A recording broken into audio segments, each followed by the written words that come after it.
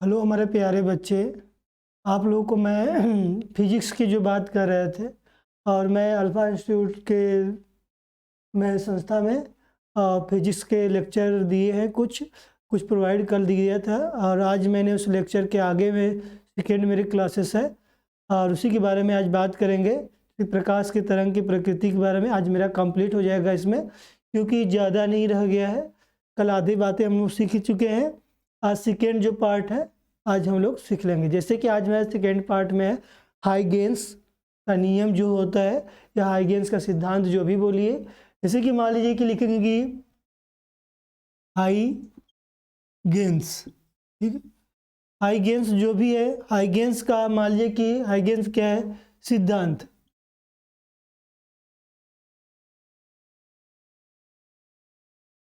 देखिए हाइगेंस का सिद्धांत क्या है। हाइगेंस ने द्वितीय मतलब कि तरंग के बारे में बताएं भाई, द्वितीयक तरंग क्या होती है। तो हाइगेंस एक अच्छे व्यक्ति थे जिसके थ्रू हम लोग क्या किए, कार्यरत थे।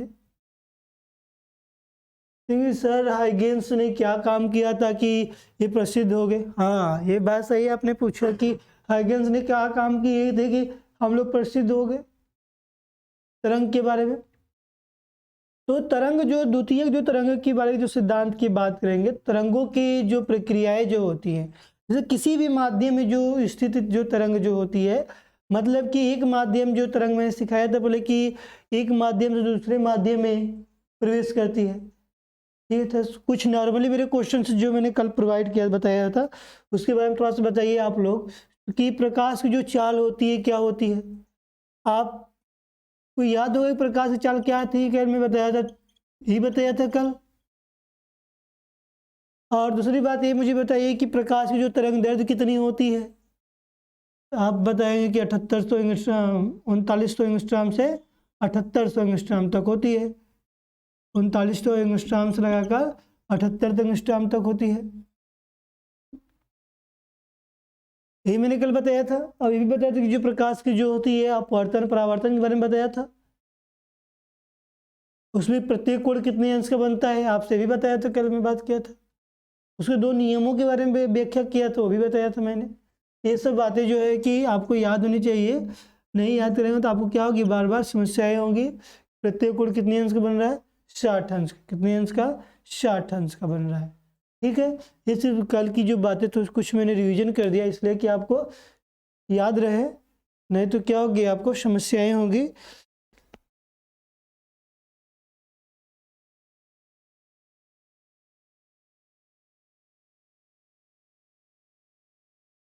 तो हमने बात करेंगे इस हाइगेंस के नियम के अनुसार जो तरंगाग्र जो होता है, तरंगाग्र क्या होता है उसके बारे में ध्यान देंगे। ठीक, तो इनके जो हाइगेंस के जो सिद्धांत के जो नियम निम्नलिखित होते हैं। देखिए पहले बता रहा हूँ, निम्नलिखित की जो बात की गई है, जो बेलन के आकार के अगर मैं बताया था, जो सूर्य किरण जो घूमते घूमते राउंडिंग राउंड लेते आती है, जिसके द्वारा हम लोग क्या कार्यरत थे।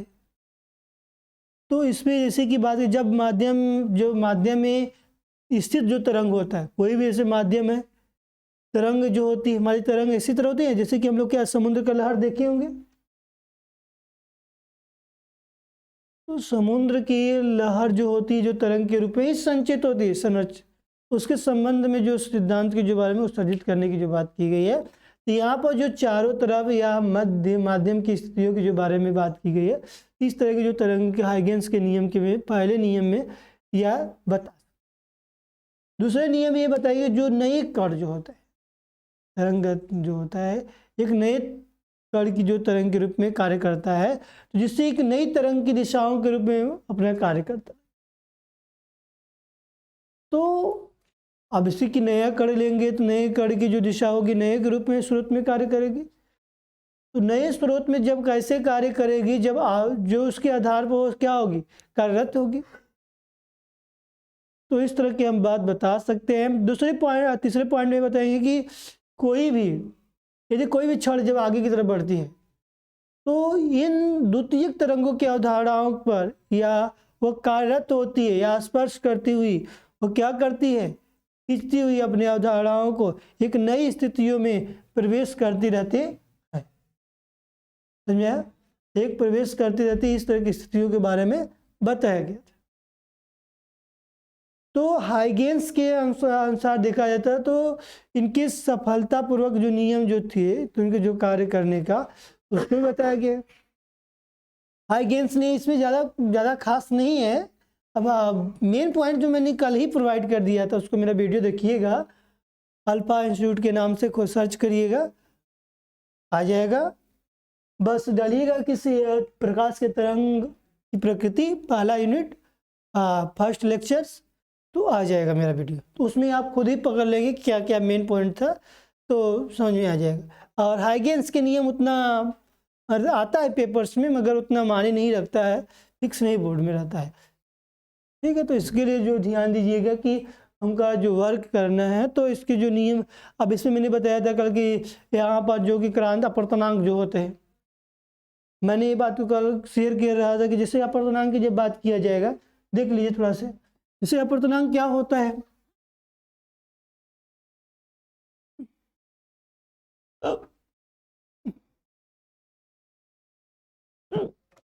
जैसे कि अपर्तनांक की बात, अपर्तनांक क्या होता है, यन होता है।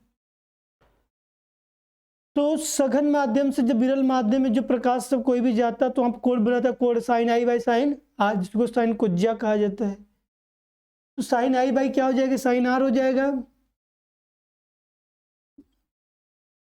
लेकिन सर यहाँ पर साइन क्यों आ गया, साइन क्यों आ गया है, क्योंकि वह फार्मूला है। और दूसरी बात यह है कि हमको यहाँ पर मान याद रखना पड़ेगा। अब आर की वैल्यू मुझे दे सकती है और आई की वैल्यू कुछ भी दिया जा सकता है, ये नहीं है कि मैंने जो बोलूँगा वही आ जाएगा। तो अब यहाँ मैंने कह दिया कि V1 और V2 के चाल से क्या कर रहा है, कोई कोड बना रहा है। तो अपवर्तन में जो भी कार्य होगा, मगर स्नेल के आपने पढ़े होंगे कक्षा 10 में, स्नेल के नियम के अनुसार क्या बताएं, स्नेल के नियम में क्या है, sine i by sine r होता है।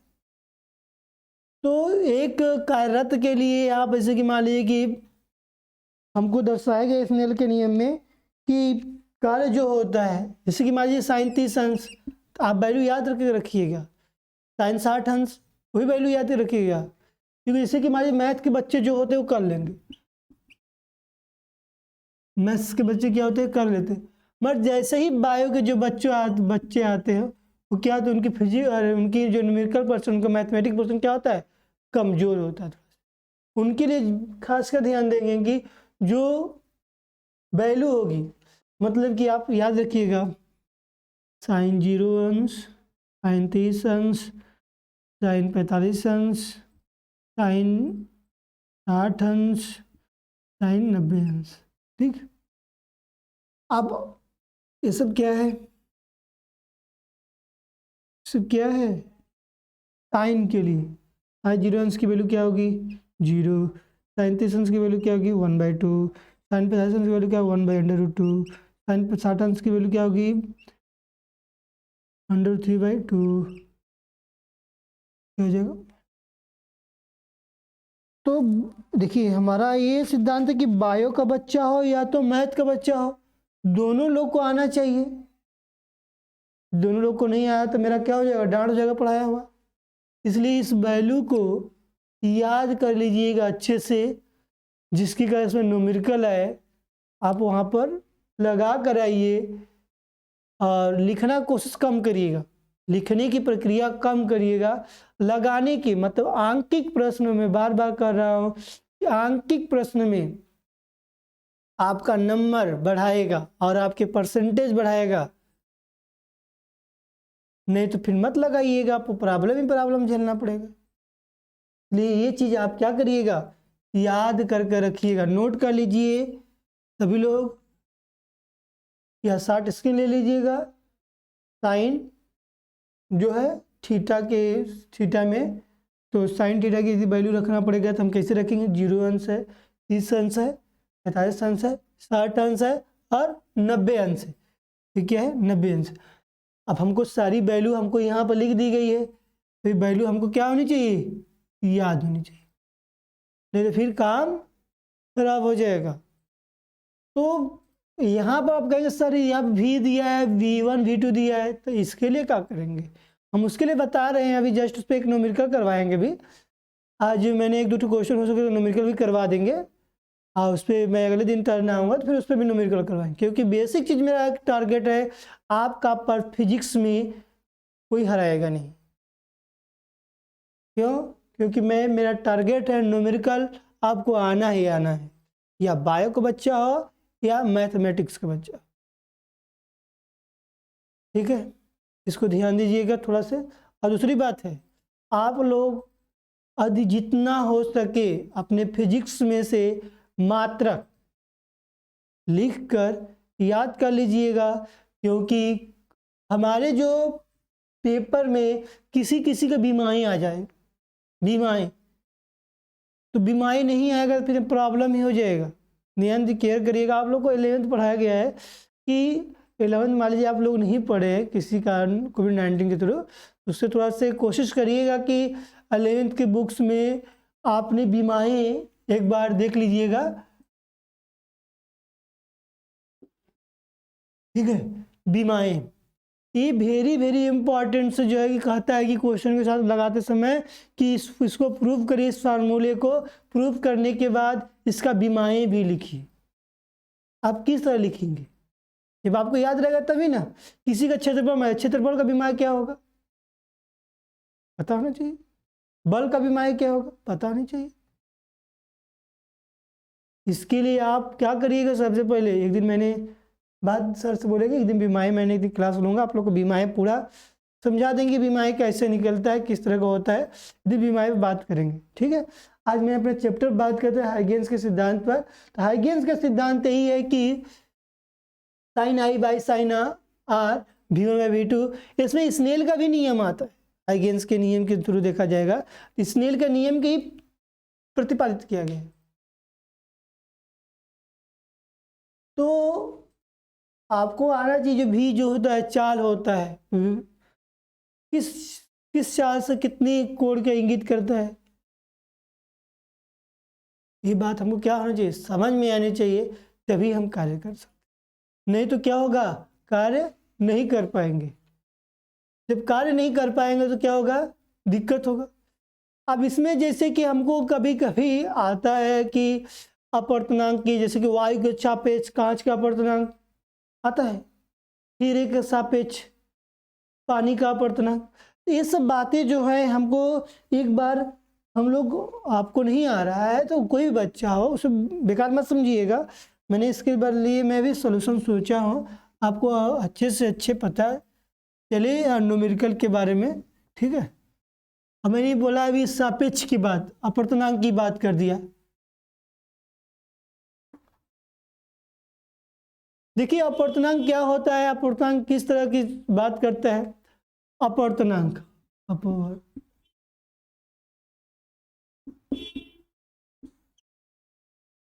ठीक है, अपवर्तनांक का जो सिंबल होता है यन होता है। ठीक, आपने कई बार पढ़ लिया है, अपने टीचर भी पढ़ा चुके हैं। देखिए अपवर्तनांक जो होता है यन होता है, कोई दिक्कत नहीं है आपको।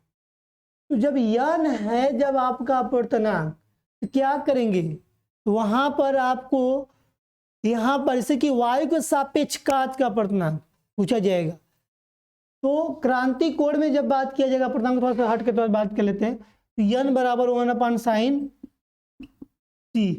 तो सर अभी तो साइन आर साइन आई के बारे में बताइए, कौन साइन C आ गया। हाँ आएगा, जब क्रांति कोण आप पढ़े होंगे कक्षा 10 में प्रकाश के जब बारे में, उसी से रिलेटेड है। यहाँ पर मैं बार बार कह रहा हूँ कि आप 10 को जो भी पढ़ रहा है बच्चा, उसको बोलिएगा कि अच्छे से फिजिक्स पढ़ेगा, क्योंकि वही चीज़ रिपीट हो रही है, आगे तरफ बढ़ रहा है। इसलिए जो साइन 1/sin C है, अपवर्तनांक की बात कर,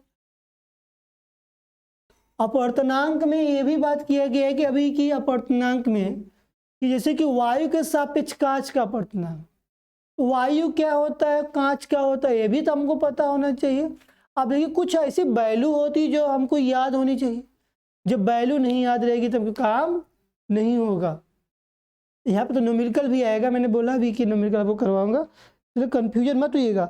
एक बात में मैं पूछा बताया भी हूँ, अब बताइएगा आप कि वायु में प्रकाश की जो चाल होती है कितना होगी।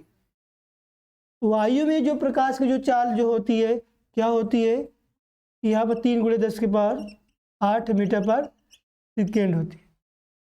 ठीक है, तो इस चीज को बात को जो दर्शाया गया है क्लियर कर लेंगे। ठीक है, इसके आगे फिर हम देखेंगे कि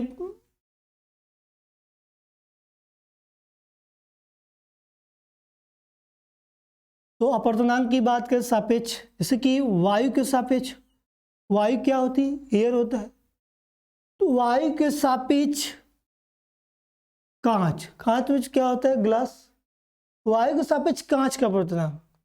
इसी तरह बोलेंगे वायु के सापेक्ष वाटर, मतलब पानी का अपर्तनांक।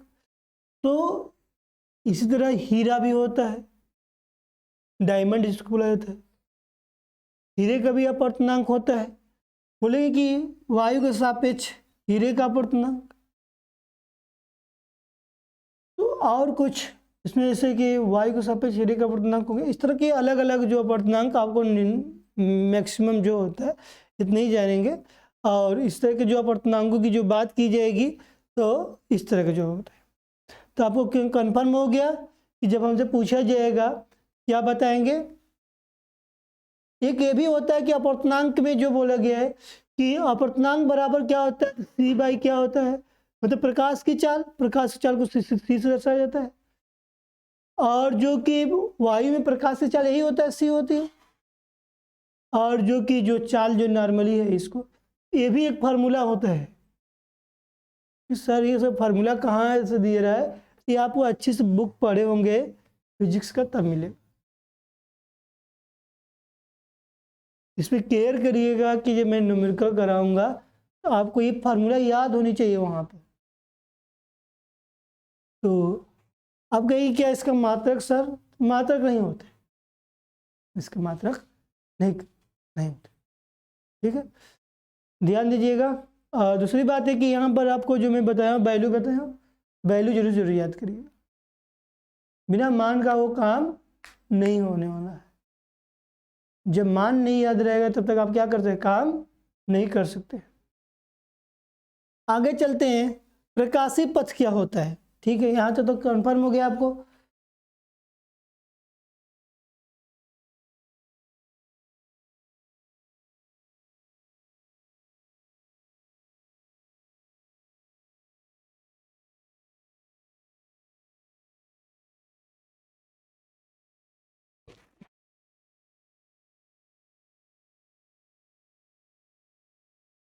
देखिए प्रकाशीय केंद्र,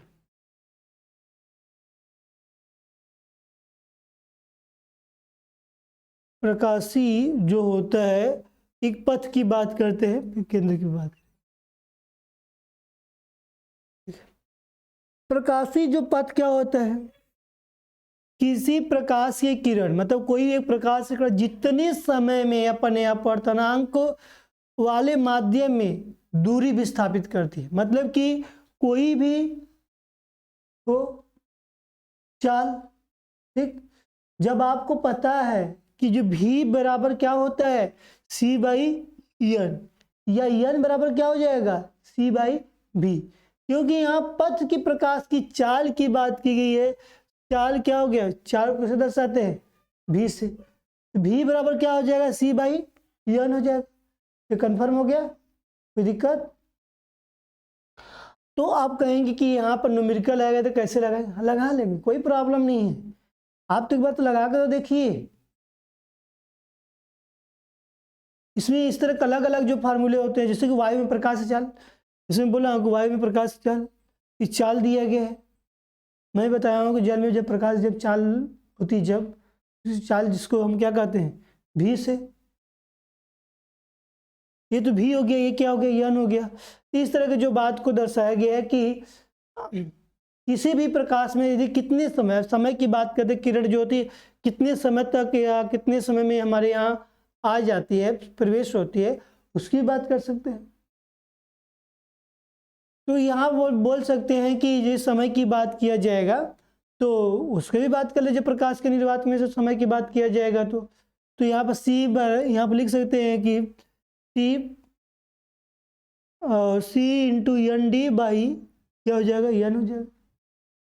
तो एन को नहीं लिख पाएंगे क्योंकि एन क्या हो जाएगा, इलेक्ट्रॉनों की संख्या के बारे में करेंगे, क्योंकि आपको इलेक्ट्रॉन की संख्या के बारे में आपको इलेक्ट्रॉन की क्या होगी वैल्यू पता होनी चाहिए। इलेक्ट्रॉन क्या होता है अभी मैंने बताया हूँ, कल के देखिएगा वीडियो में, 10 की पावर 1 इंटू 10 की पावर -19, ये क्या होगा प्लस माइनस में दोनों इस्तेमाल कर लेते हैं, इसलिए मैंने प्लस और माइनस का दोनों सिंबल लगाया। इसलिए इसको आप ध्यान दीजिएगा कि जो यहाँ पर जो दिया गया इलेक्ट्रॉन उसकी वैल्यू क्या होती है, उसमें 6 इंटू 10 की पावर इतना होती है। तो इलेक्ट्रॉनों में जब बात की जाएगी तब, मगर इलेक्ट्रॉन की बात यहाँ पर नहीं की जाएगी क्योंकि हमारे जो प्रकाश जो चाल है, ठीक है, यहाँ पर हमको सी का ही इस्तेमाल करेंगे अधिक से, किसका, सी का जो प्रकाश की जो चाल होगी उसी के बारे में। तो यहाँ पे समय की बात किया जाएगा तो यहाँ पर क्या सी डी हो जाएगा, क्या हो जाएगा ओनली सी डी।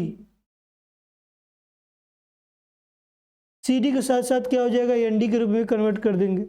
इस तरह के अलग अलग जो फार्मूले जब हमारा आएगा तब वहाँ पर देखेंगे, इसमें ज़्यादा से ज़्यादा फोकस करते हुए आगे तरफ बढ़ जाएगा। उतना इम्पॉर्टेंट नहीं है, प्रकाश का जो बात है इम्पॉर्टेंट नहीं है, बस इसको मैंने हिंट दे दिया, अब हल्का से देख लीजिएगा, ठीक है। जब मैंने इसको लिखवाएंगे तो आपको कंफर्म हो जाएगा कि क्या वहाँ पर क्या होता है, तो कोई आपको दिक्कत नहीं होगा, ठीक है। कोई प्रॉब्लम यहाँ तक नहीं, ठीक है। देखिए क्वेश्चंस की बात करते हैं, अभी मैंने जस्ट में बताया तो क्या उस क्वेश्चन के बारे में मुझे पता होना चाहिए, ठीक है। तो क्वेश्चंस, इसे क्वेश्चंस लगाने से पहले एक क्वेश्चन और देख लेते हैं, एक और तरंग के बारे में समझ लेते हैं, तरंग क्या होता है, फिर उसके बाद बात करते हैं। जैसे कि तरंग की बात करेंगे तो प्रकाश के माध्यम से एक माध्यम से दूसरे माध्यम में जाने वाला जो तरंग दैर्ध्य होता है, एक माध्यम मतलब एक माध्यम से क्या हो दूसरे माध्यम में जा रहा है, एक माध्यम क्या ऊपर दूसरा माध्यम क्या जल में जा रहा है, या तो विचलित हो या कुछ भी हो, उससे मतलब नहीं है। इसका जो होता है कि चाल बराबर क्या होता है आवृत्ति गुणे तरंग दैर्ध्य, जो चाल बराबर इसका होता है, चाल बराबर लिख लेंगे कि आवृत्ति गुणे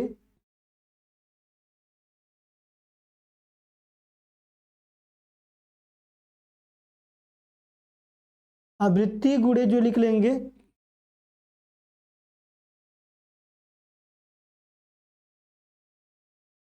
तरंग दैर्ध्य, ठीक। इसी को हमने ये भी बोल सकते हैं कि आवृत्ति किससे दर्शाई जाती है, आपको पता होना चाहिए वी से। चाल को यूँ दर्शा लीजिएगा, तरंग दैर्ध्य लेमडा से होता है, लेमडा मैक्स भी बोला जाता है, लेमडा डब्ल्यू भी बोल सकते हैं, कोई दिक्कत नहीं है, यहाँ तक कोई दिक्कत, यहाँ तक कोई दिक्कत नहीं है। तो हम इसके आगे चलते हैं, क्योंकि देखिए हम इसी पर न्यूमेरिकल करवाएंगे तो आपको याद होना चाहिए, मैं जितना बताया हूँ बात तो उसी पर कोई न्यूमेरिकल लगेगा, क्योंकि ये चैप्टर खत्म होने वाला अब है। जब चैप्टर खत्म हो जाएगा तो हमको न्यूमेरिकल आना चाहिए, तो न्यूमेरिकल नहीं आएगा तो मेरा पढ़ाना में डाउट हो जाएगा। और थोड़ा सा बात करते हैं कि बैगनी विस्थापन क्या होता है, लाल विस्थापन क्या होता है, ये भी बात कर लेते हैं। ये जब प्रकाश का डॉपलर का प्रभाव में हम थोड़ा सा पढ़ते हैं, डॉपलर का प्रभाव, तो वहाँ पर जब किसी भी प्रकाश का जो स्रोत होता है, मतलब कोई जो प्रकाश है तो स्रोत होता है ना, कहते कि हमारे पास कोई स्रोत नहीं है कि हम आगे नहीं बढ़ पा रहे, तो उसी तरह जो प्रकाश के जो स्रोत की एवं प्रक्षेप की बात की जाए, बीच की अपेक्षिक, वहाँ पर इस तरह की जो बातों में प्रक्षेप की आवृत्तियों की बात की जाती है, जिसके द्वारा वो क्या होता है आगे की तरफ बढ़ता है। तो उसी चीज़ के बारे में थोड़ा ज़्यादा हार्ड हो तो पेपर में हमारा नहीं आएगा, बस समझ लीजिएगा हल्का से, उससे ज़्यादा कोई दिक्कत नहीं है। तो बैगनी विस्थापन जो है, बैगनी विस्थापन की जो बात करेंगे और लाल विस्थापन दोनों के बारे में बात कर लेते हैं। तो यहाँ पर ज़्यादा वो ज़्यादा हार्ड्स नहीं है, बस इसको आपको जो फार्मूला जो दिए गए है उसी पर विशेषकर फोकस दीजिएगा, ठीक है। जब प्रकाश का जो स्रोत होता है, मतलब कोई भी जो प्रकाश है मान लीजिए कि सनलाइटेड जो भी है प्रकाश है। अब मान लीजिए प्रकाश को देखकर हम काम करेंगे तो प्रकाश क्या है, प्रकाश का जो स्रोत तथा प्रक्षेपण के बीच की दूरी की बात करेगा। तो प्रक्षेपण के जो बीच की जब दूरी की जब बात करेगा तो क्या होगा, तब उसके प्रक्षेपण का वो प्रकाश की जो होगी घटे होगी। जब घटे रही है, कम हो रही है, तो उसी के बारे में बैगनी की विस्थापन के बारे में मतलब बात की। और लाल विस्थापन क्या होता है, विस्थापन से ही पकड़िएगा, विस्थापित करना, जिसमें यस प्रोवाइड। आपने गति का समीकरण में पढ़ा होगा कि यस बराबर यूटी प्लस हाफ एटी का square, UT plus half eighty का स्क्वायर, यही आप पढ़े होंगे। इसी विस्थापन को ही दर्शाया गया है। अब ध्यान दीजिएगा, जो विस्थापन होता है तो इस तरह की प्रक्रियाओं के बारे में बताया गया है। तो यहाँ पर जो कि जब प्रकाश की जो स्रोत होता है तो यहाँ पर प्रक्षेप के बीच में जो क्या होगा, प्रकाश की जो गति बढ़ जाएगी, बैगनी में कम, रेड में बढ़ेगा। आप समझ में आ गया बात। तो हम न्यूमेरिकल पर चलते हैं। एक न्यूमेरिकल देखिए, तो उसके बाद हमको बताइएगा कि कैसा लगा। ठीक है, तो न्यूमेरिकल जो जैसा दिया रहेगा, नॉर्मली न्यूमेरिकल देंगे हम, जैसे मैंने अभी जो फार्मूला बताया है इसी पे देंगे, जिसके थ्रू आप क्या करेंगे, अभी जितना मैं बताया उसी पर सब लगा सके।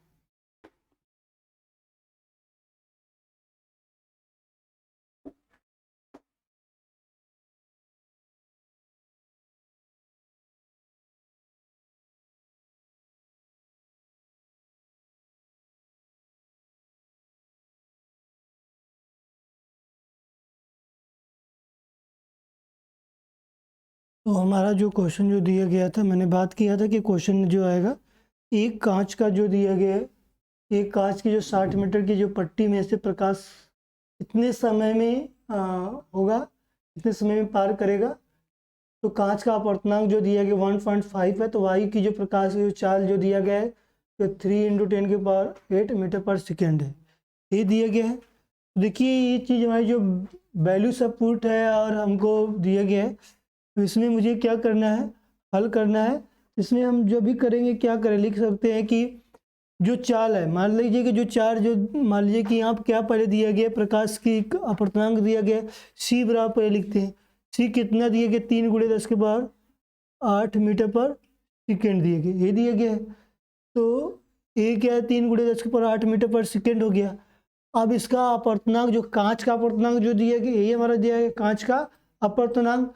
तो मतलब कि यान की जो संख्या ही दी गई है तो 1.5 दिया गया है। यहाँ पर तो कोई इसका वैल्यू नहीं कि मान नहीं होता है, मात्रक भी नहीं होता है।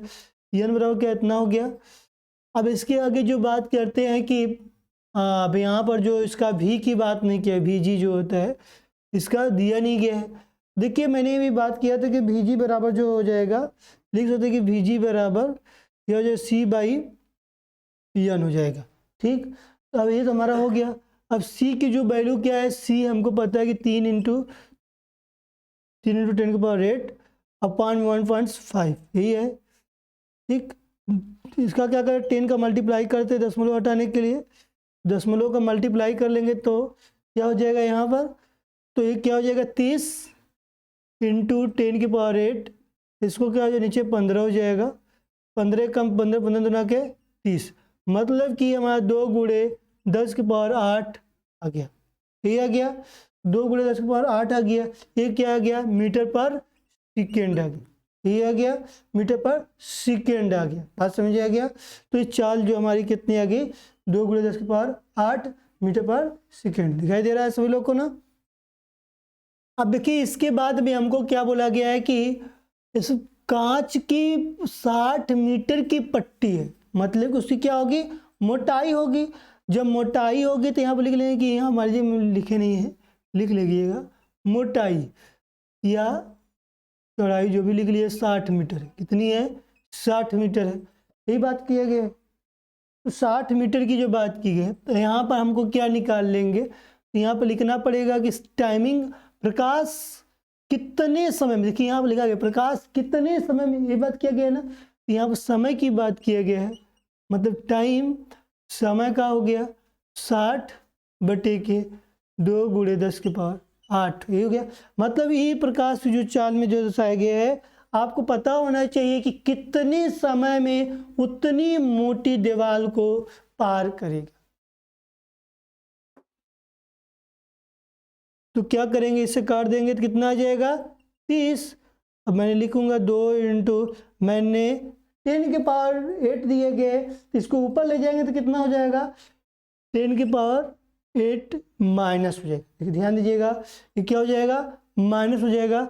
ये अपना इसको दे देगा 2.0 × 10⁻⁻7 हो जाएगा। बात समझिए गया। समय जो दिया गया है, समय क्या हुआ है मात्रक होगा। समय क्या होगा, ये मात्रक होगा। तो ये चीज़ हमारा क्या आ गया, टाइमिंग का आंसर हो गया। बात समझा गया। ये चीज़ हमारा क्या हो गया, आंसर हो गया। समझ में आया? किसी कोई प्रॉब्लम? एक बार और देख लीजिए, अच्छे से समझ लीजिए, फिर बताएगा मुझे। जैसे कहा गया है कि कांच के जो दिया गया है कि यहाँ पर कांच की एक पट्टी है हमारे घरों में, जैसे कि कांच के मान लीजिए हम लोग घर में नहीं लगा होता है, बड़े बड़े बिल्डिंगों में या बड़े बड़े मालों में लगी होती है। उसको कहा गया प्रकाश की चाल कितने समय में पार करेगी। ठीक है, अब प्रकाश के समय यहाँ ज्ञात करने के दिया गया। उससे पहले क्या बोला कि कांच का अपवर्तनांक कितना है, अपवर्तनांक कितना है, ये बात को ध्यान दीजिएगा। मतलब यन की जो वैल्यू दी गई है, मैंने लिखा हूँ कि यन की वैल्यू यहाँ पर यन कितना है 1.5, यही बोला गया है। यन कितना है 1.5।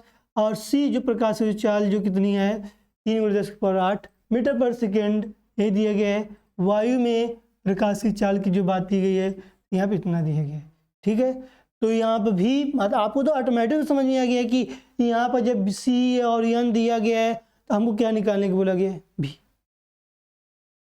तो निकाल सकते हैं भी, तो भी जी बराबर क्या C/N। तो यहाँ पर लिख लेंगे कि 10 तो मान लीजिए मैं लिखी बाद में लिख लेंगे 3 × 10⁸। अब यहाँ पर दशमलव को चेंज करने के लिए मुझे 10 का मल्टीप्लाई किया गया, नोमिनेटर है ना डोमिनेटर, मतलब आंसर हर में दोनों में करने के लिए किया गया, इसलिए हमने कर दिया। तो 35 दशमलव हट जाएगा 15, 15 कम 15 15 दूना के 30, 2 × 10⁸ हो गया। तो यहाँ पर 2 × 10⁸ कितना हो गया 8, तो क्या हो गया मीटर/सेकेंड हो गया। तो ये बात को केयर करिएगा। और दूसरी बात है कि इतना समय की बात की गई, मैंने पहले बोला कि यहाँ क्या है टाइमिंग, समय क्या हो जाएगा 30, 2 × 10⁻⁻8 है, तो इसको डिवाइडेड कर देंगे तो कितना आ जाएगा 2 1 कम 2, 2 3 6, 0 लगा देंगे। इनको ऊपर ले जाएंगे तो क्या हो जाएगा -60, 1 अंक बाद उसमें लगा दें, इतना आ जाएगा समय का मात्रक क्या हो जाएगा सेकेंड। समझ में आ गया। तो ये चैप्टर जो है हमारा कंप्लीट हो गया। कल इस पर हम लोग नोट्स की बात कर लेंगे और न्यूमेरिकल की कल बातें करेंगे। ठीक है, अब हमारे चैनल को सब्सक्राइब करिएगा और लाइक करिएगा। ठीक, ओके।